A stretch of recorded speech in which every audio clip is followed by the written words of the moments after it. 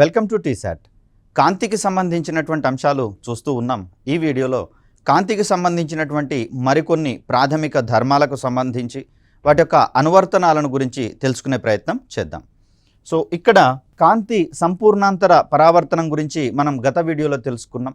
ఇది సాంద్రతర యానకం నుంచి విరళ యానకంలోకి కాంతి కిరణాలు ప్రయాణించేటటువంటి సందర్భంలో పతన కోణం విలువ సందిగ్ధ కోణం విలువ కంటే ఎక్కువైనటువంటి పరిస్థితులలో అక్కడ కాంతి కిరణము విరళ యానకంలోకి వక్రీభవనం చెందకుండా సాంద్రతర యానకంలోకే మొత్తంగా పరావర్తనం చెందుతుంది అని చెప్పేసి చెప్పుకున్నాం. ఈ ధర్మాన్నే మనం సంపూర్ణాంతర పరావర్తనంగా చెప్పుకున్నాం.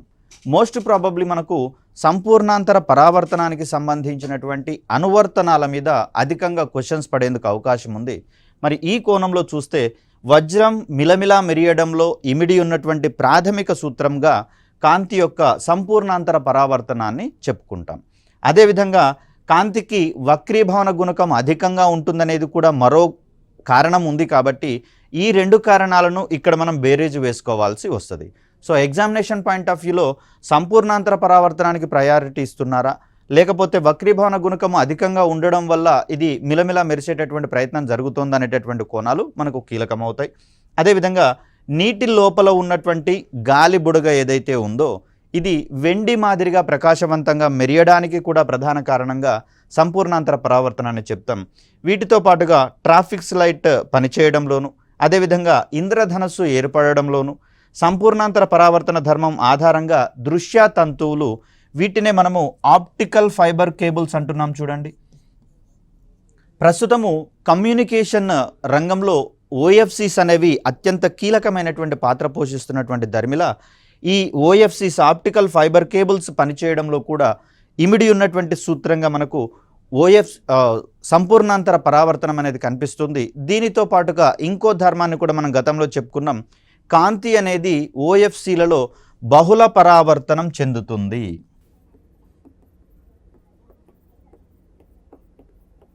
మరి ఆ కోణంలో చూస్తే కారణాలు ఇక్కడ సంపూర్ణాంతర పరావర్తన ధర్మం ఆధారంగా పనిచేస్తుందంటున్నాం.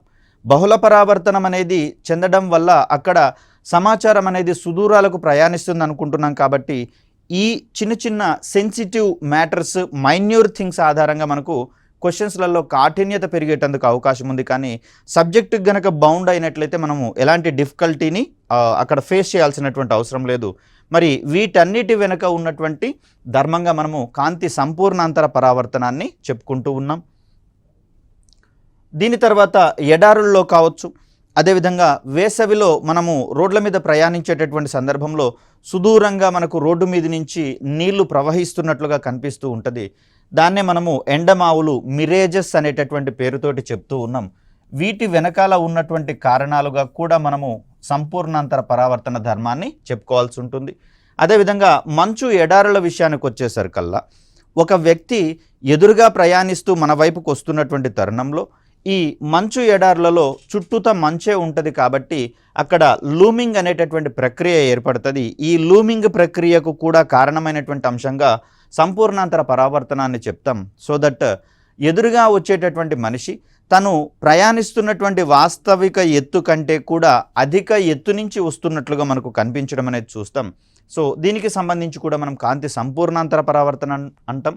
మంచు ఎడారులలో అయితేనేమో దీన్ని లూమింగ్ అనేటటువంటి ప్రక్రియగా చెప్తాం.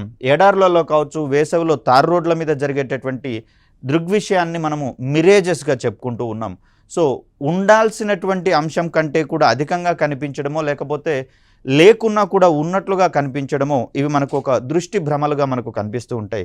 ఫర్ సపోజ్ ఇక్కడ కనుక చూసినట్లయితే శీతల ప్రదేశాల్లో సముద్రం మీద నుంచి షిప్స్ కనుక వస్తున్నట్లయితే వాస్తవానికి ఇక్కడ ఉండాల్సినటువంటి ఐసైట్ని గమనించుకుంటూ పోతే ఈ ఐసైట్కి లేదా లైన్ ఆఫ్ సైట్కి దిగువన ఇక్కడ షిప్ ఉండడం జరిగింది. కానీ లూమింగ్ అనేటటువంటి ప్రక్రియ వల్ల ఏం జరుగుతుంది అంటే ఇది లైన్ ఆఫ్ సైట్ కంటే దిగువన ఉన్నా కూడా ఎగువన ఉన్నట్లుగా మనల్ని భ్రమింపచేస్తుంది. సో దట్ అది మనకు కనిపించకున్నా కూడా లూమింగ్ అనేటటువంటి ప్రక్రియ ద్వారా మనకు విజిబిలిటీ అనేది కనిపిస్తుంది. కాబట్టి ఈ ప్రక్రియలో కూడా మనకు సంపూర్ణాంతర పరావర్తన ధర్మాలను ఇక్కడ మనము ఉదాహరణగా చెప్పుకునే ప్రయత్నం చేస్తాం.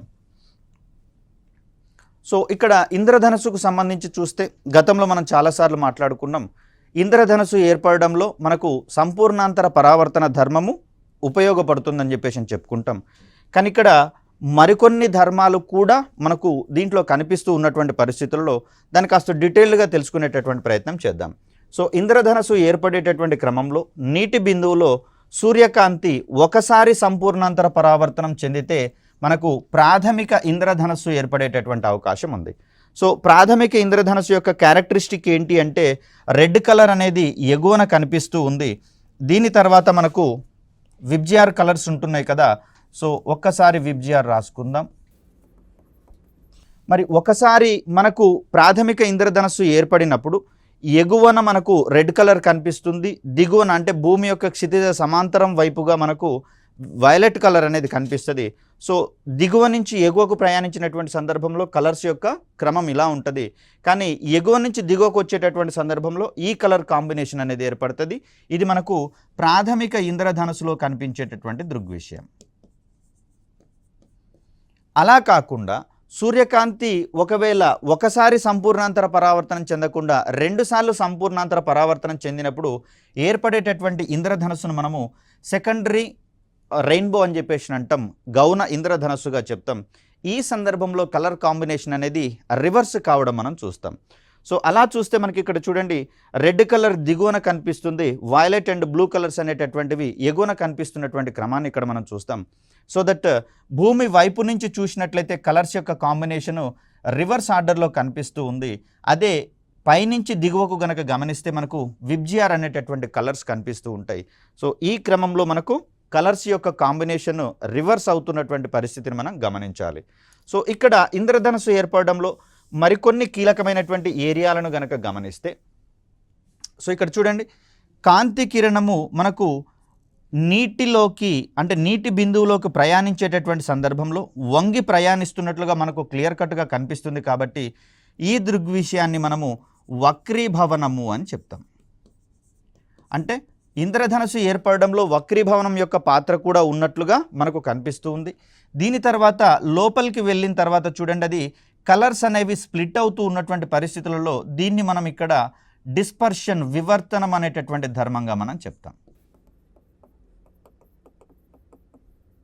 సో ఈ డిస్పర్షన్ అనేటటువంటి ప్రాపర్టీ ఆధారంగా, లక్షణం ఆధారంగా ఏకవర్ణ కాంతి లేదా సూర్యకాంతి లేదా తెల్లని కాంతి అనేటటువంటిది మనకు విభిన్నమైనటువంటి కలర్స్గా అది విడిపోవడం అనేది జరుగుతుంది.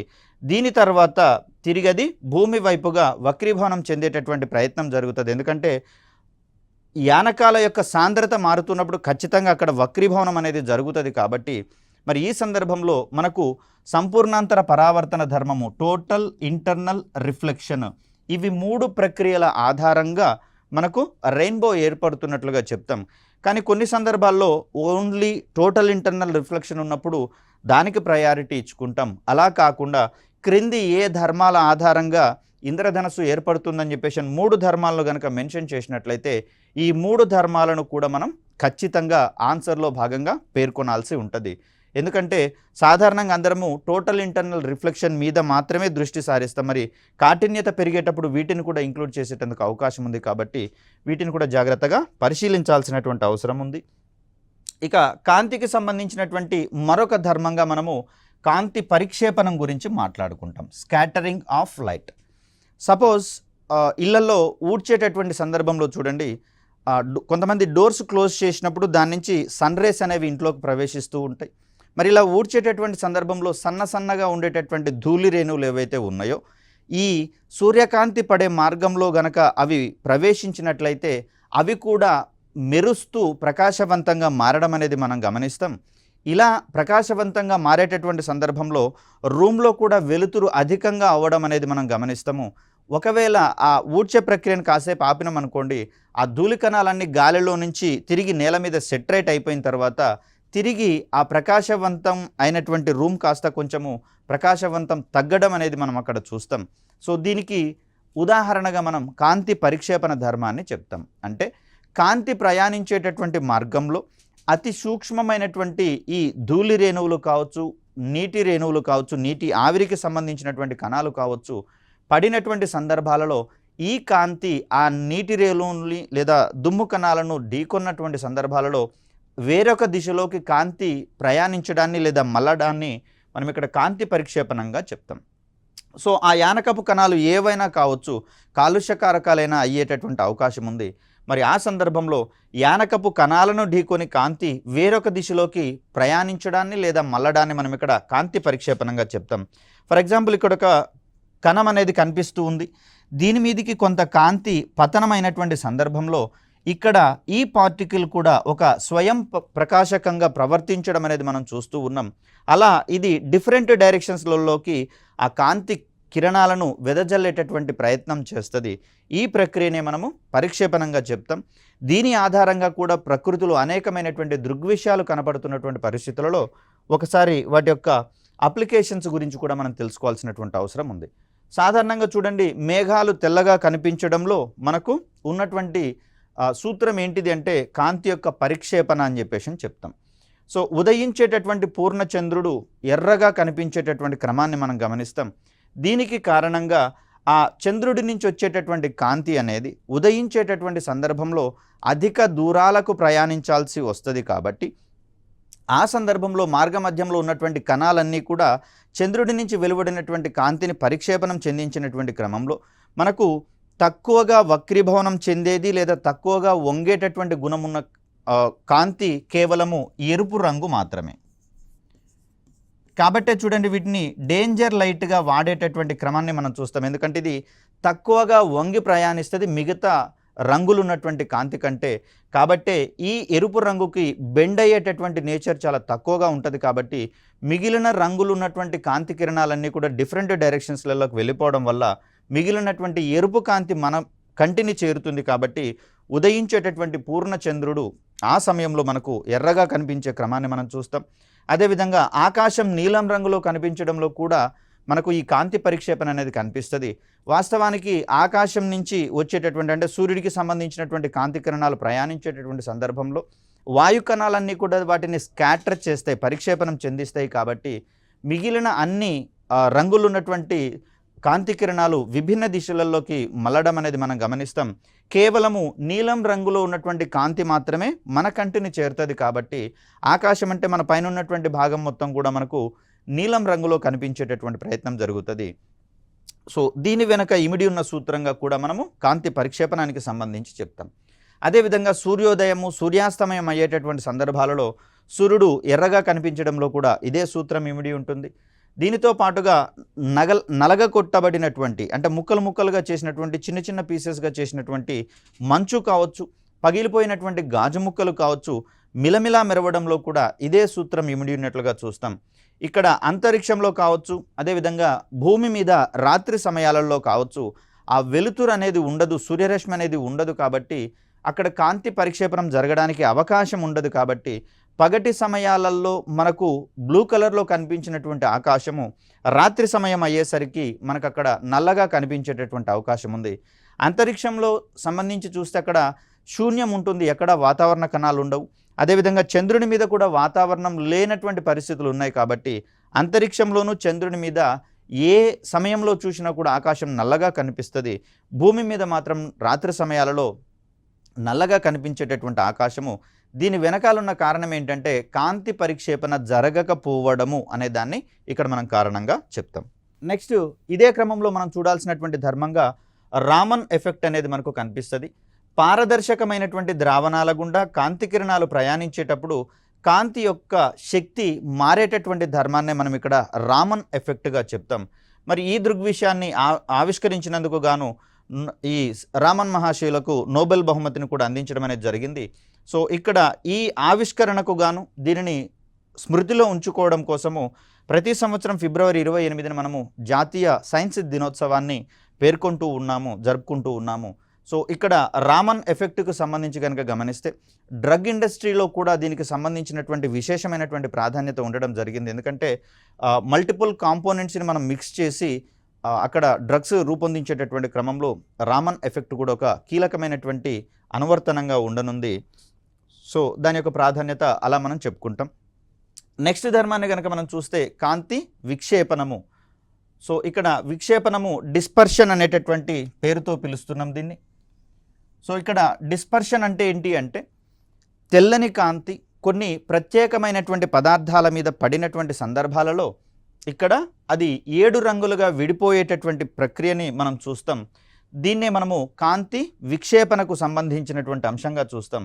ఈ కాంతి విక్షేపణం వల్ల విడిపోయినటువంటి రంగుల నమూనా ఏదైతే ఉందో ఈ నమూనాను మనము కాంతి వర్ణపటంగా మనం చెప్తాం. మోస్ట్ ప్రాబబ్లీ దీంట్లో ఉన్నటువంటి రంగులుగా మనము violet, IndiGo, violet, IndiGo, blue, green, yellow, orange మరియు రెడ్ ఈ కలర్లను మనం చూస్తాము. అయితే ఇక్కడ దీంట్లో ఎక్కువగా బెండ్ అయ్యే గుణం దేనికి ఎక్కువగా ఉంది అంటే ఎక్కువగా వంగేటటువంటి గుణము వైలెట్కి అధికంగా ఉంటుంది, రెడ్కి తక్కువ వంగి ప్రయాణించేటటువంటి ధర్మం ఉంటుంది.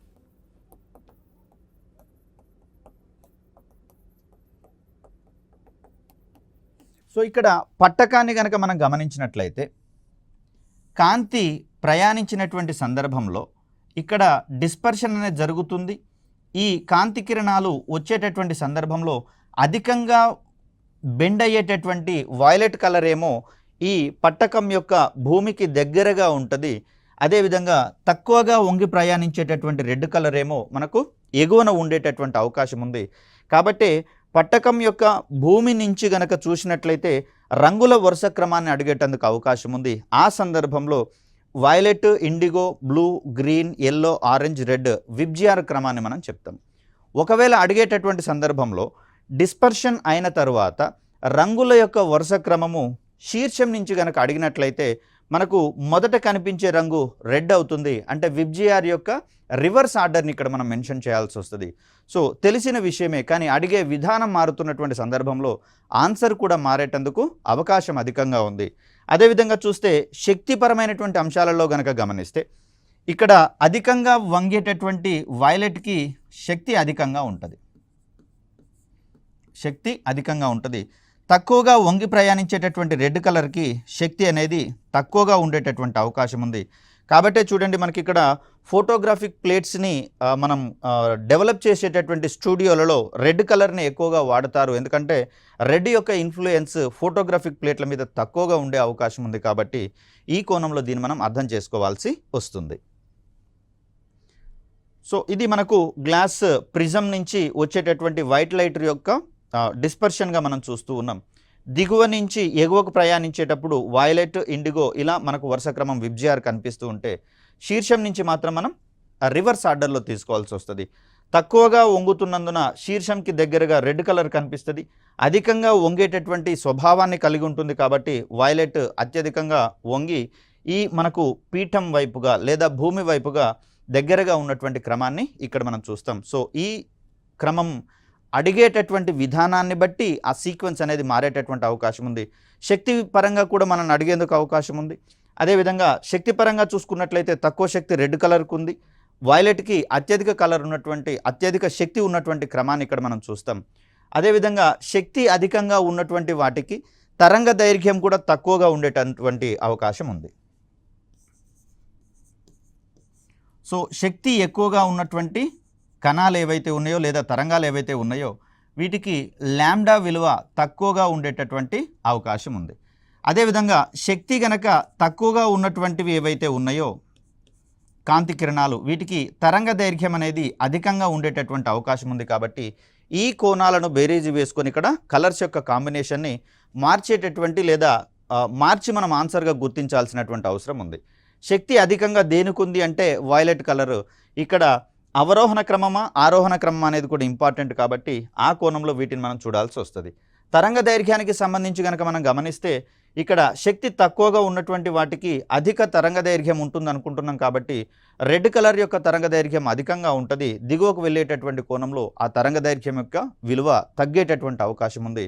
ఈ అంశాల నుంచి మనకు ఈ ఏరియాలో క్వశ్చన్స్ పడేందుకు అవకాశం ఉంది. ఇక దీని తర్వాత చూస్తే కాంతి వర్ణపటంలో అధిక తరంగ దైర్ఘ్యం ఉన్నటువంటి రంగు ఎరుపు. కాబట్టి దీనికి వక్రీభవన గుణకము మరియు శక్తి తక్కువగా ఉంటుంది. కాబట్టి డేంజర్ లైట్గా దీనిని ఉపయోగించడం వెనుక ఉన్నటువంటి సూత్రంగా దీన్ని మనం చెప్తాం.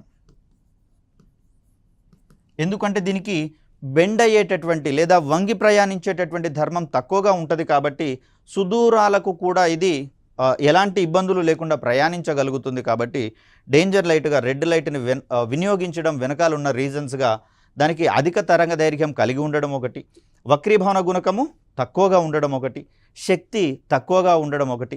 మరి వక్రీభవన గుణకం తక్కువగా ఉంటే అది పదార్థాల గుండా ప్రయాణించేటటువంటి సందర్భంలో తక్కువగా బెండ్ అయ్యేటటువంటి ధర్మాన్ని ప్రదర్శిస్తుంది. కాంతి వర్ణపటంలో తక్కువ వక్రీభవనం కలిగినటువంటి రంగులు స్వల్పంగా వక్రీభవనం చెందుతూ ఉంటే అటువంటి రంగులు సుదూరాలకు ప్రయాణించేటటువంటి అవకాశం ఉంది.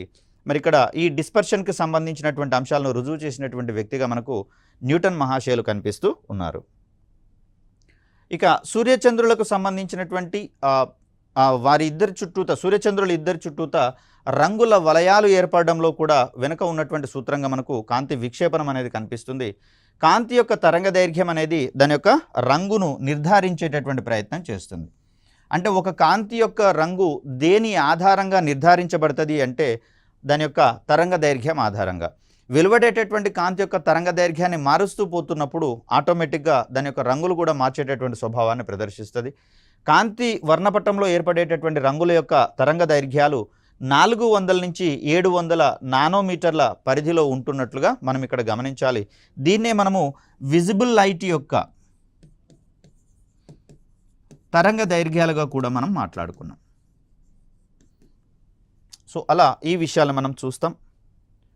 దీని తర్వాత కలర్స్కి సంబంధించి మరొక ఇంపార్టెంట్ ఏరియాగా రంగుల యొక్క వర్గీకరణకు సంబంధించినటువంటి అంశాలు మనకు తెలుస్తూ ఉన్నాయి. ఇవి ప్రింటింగ్ ప్రెస్లలో కూడా కీలకమైనటువంటి అంశాలుగా కనిపిస్తున్నాయి. కలర్ ప్రింటర్లో కూడా ఇదే రకమైనటువంటి కాన్సెప్ట్స్ మనకు కనిపిస్తాయి. రంగులను కనుక మనం గమనిస్తే వాటిని 2 రకాలుగా మనం వర్గీకరిస్తాం స్థూలంగా.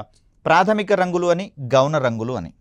సో ప్రాథమిక రంగులు అని వేటిని అంటారు అంటే ఎరుపు, ఆకుపచ్చ మరియు నీలం. So red colour, green and blue, ఈ మూడింటిని మనము ప్రాథమిక రంగులుగా మనం మాట్లాడుకుంటూ ఉన్నాం. వీటిని నిర్దిష్ట మోతాదులో మిక్స్ చేసినటువంటి క్రమంలో ఇతర రంగులను ఏర్పరిచేటటువంటి స్వభావాన్ని ప్రదర్శిస్తాయి. కాబట్టి అలా ఏర్పడినటువంటి రంగులు ఏవైతే ఉన్నాయో వాటిని మనం గౌణ రంగులుగా పేర్కొంటాం. ప్రాథమిక రంగుల కలయిక వల్ల ఏర్పడినటువంటి రంగులను మనం గౌణ రంగులుగా మనం చెప్తాం. దీనికి సంబంధించి కాంబినేషన్గా ఒకటి మనం గమనిస్తే ఇక్కడ ఒక ట్రయాంగిల్ని తీసుకుందాం. సో దీంట్లో శీర్షాల మీదనేమో మనము ప్రాథమిక రంగుల్ని మెన్షన్ చేశాము.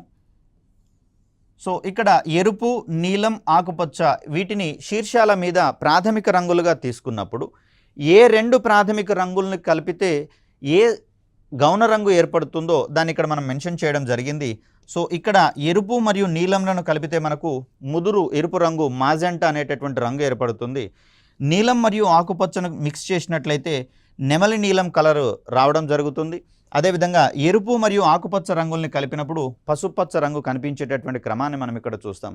సో ఈ టేబుల్ ద్వారా ఏ 2 ప్రాథమిక రంగుల్ని కలిపితే ఏ గౌణ రంగు ఏర్పడుతుందనేది మనం ఒక క్లారిటీకి వచ్చే అవకాశం ఉంది. దీని తర్వాత ఎరుపు ప్లస్ ఆకుపచ్చ పసుపచ్చ అని, నీలం ప్లస్ ఎరుపు ముదురు ఎరుపు రంగు అని, దీనితో పాటుగా నీలము ప్లస్ ఆకుపచ్చ రెండింటినీ కలిపితే నెమలి నీలం కలర్ వస్తుందని, ఒకవేళ ప్రాథమిక రంగులు మూడింటిని కలిపితే ఏ కలర్ ఏర్పడుతుంది అంటే ఆబ్వియస్లీ మనకు తెల్లటి కాంతి ఏర్పడుతుంది లేదా తెలుపు రంగును ఏర్పరిచేటటువంటి క్రమాన్ని మనం చూస్తాం. ఇవన్నీ కూడా ప్రపోర్షనేట్లో కలుపుకుంటున్నప్పుడు మారేటటువంటి రంగులుగా మనం చూస్తాం.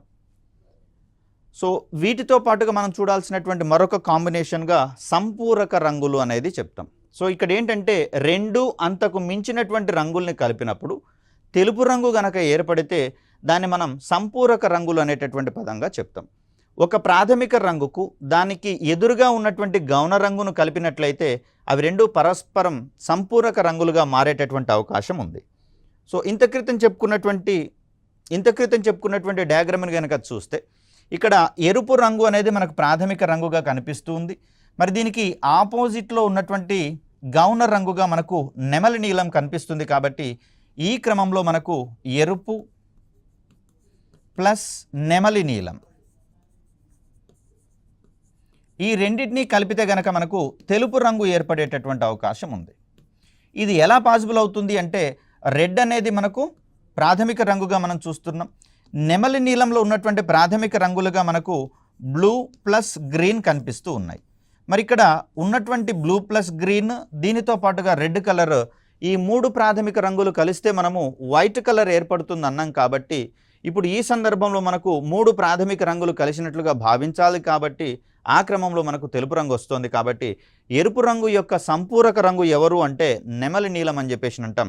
అదేవిధంగా నీలం కలర్కు సంబంధించినటువంటి సంపూరక రంగు ఎవరు అంటే దీనికి ఎదురుగా ఉన్నటువంటి గౌన రంగును మనం మెన్షన్ చేస్తాం.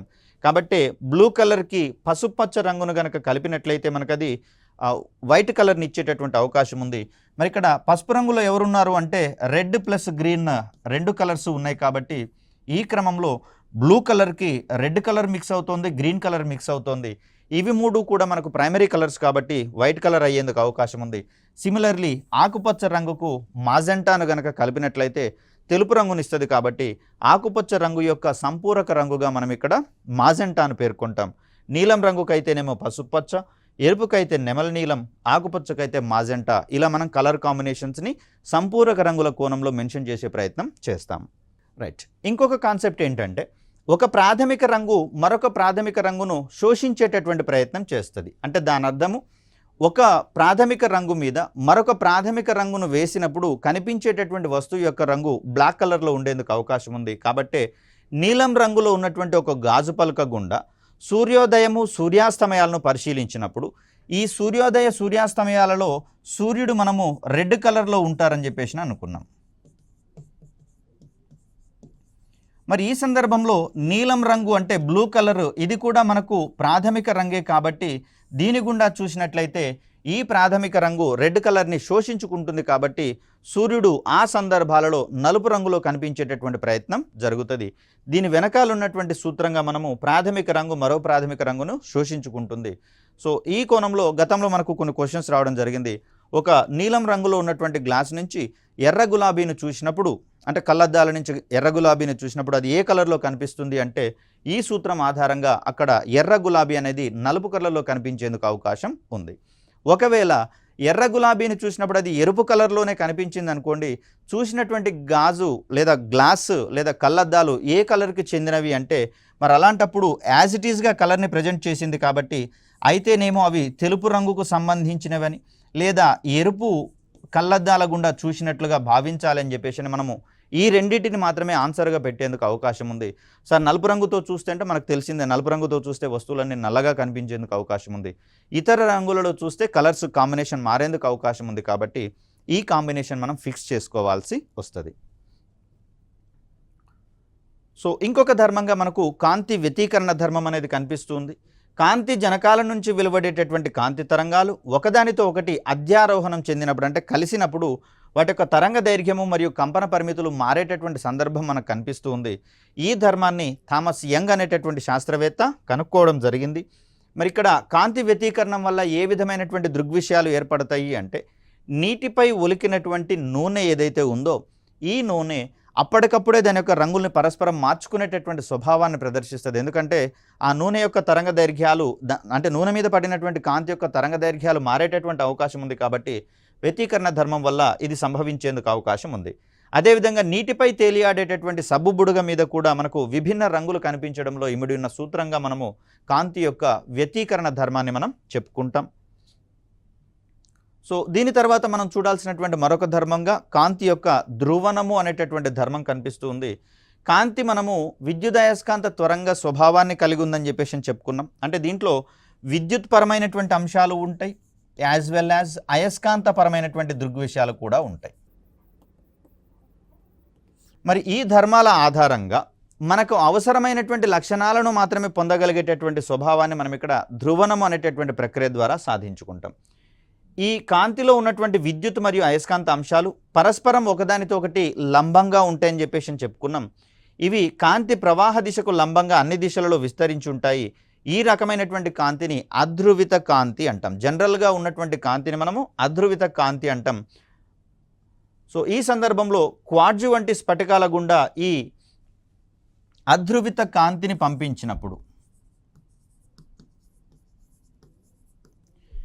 ఈ కాంతిని పంపించినప్పుడు బహిర్గతమయ్యేటటువంటి బయటకు వచ్చేటటువంటి కాంతిలో విద్యుత్ అంశాలు స్థిరంగా ఒకే దిశకు పరిమితం అయ్యేటటువంటి ధర్మాన్ని ప్రదర్శిస్తాయి.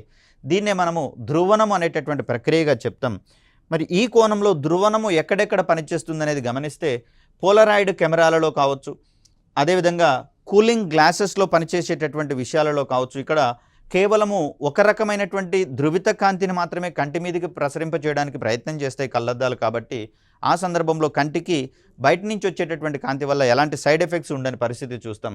అదేవిధంగా త్రిమితీయ చలనచిత్రాలు 3D మూవీస్ని చిత్రీకరించేటటువంటి పోలరాయిడ్ కెమెరాస్లలో కూడా వీక్షించడానికి చేసేటటువంటి పోలరాయిడ్ గ్లాసెస్ కావచ్చు, అదేవిధంగా కెమెరాలలో కూడా పోలరాయిడ్ కెమెరాలలో కూడా కాంతి యొక్క ధ్రువణానికి సంబంధించినటువంటి ధర్మాలే మనకు ప్రాథమికంగా ఉపయోగపడేటటువంటి అవకాశాలు ఉన్నాయి. కాబట్టి ఈ కోణంలో మనం కాంతి యొక్క ధర్మాలు, వాటి యొక్క అనువర్తనాలను ఆధారంగా క్వశ్చన్స్ పడేందుకు అవకాశం ఉంది. మోస్ట్ ప్రాబబ్లీ ఇక్కడ మనకు match the type of questions, అంటే ఒక ధర్మం ఆధారంగా ఏ దృగ్విషయాలు సంభవిస్తాయని కానీ, లేదా ఒక ఫిజికల్ ఫినామినాని ఒక లిస్టుగా ఇచ్చేసి దానికి కారణమైనటువంటి ధర్మాలు మరొక వైపు నుంచి జతపరచమనడం కానివ్వండి, క్రింది వానిలో సరికాని జతను గుర్తించమని చెప్పేసి అనే కోణంలో కానివ్వండి, అసర్షన్ రీజనింగ్ టైప్లో ఇక్కడి నుంచి మనం మ్యాక్సిమం క్వశ్చన్స్ని ఎక్స్ట్రాక్ట్ చేసే ప్రయత్నం చేయవచ్చు. సో అలా కారణాన్ని జాగ్రత్తగా మనం అబ్జర్వ్ చేసినట్లయితే వాటికి సమాధానాలు గుర్తించడం పెద్ద కష్టమైన విషయం ఏమీ కాదు. బేసిక్స్ మీద కమాండింగ్ పెంపొందించుకోవడం మాత్రమే ఇక్కడ ఒక కీలకమైనటువంటి అంశంగా మనకు కనిపిస్తుంది. దాన్ని అవసరమైనటువంటి సందర్భాలలో అప్లై చేసుకున్నప్పుడు ఆన్సర్ని పొందడం అనేది చాలా ఈజీగా ఉంటుంది. మరి మిగతా విషయాలు రాబోయే వీడియోలో తెలుసుకునే ప్రయత్నం చేద్దాం. Thank you.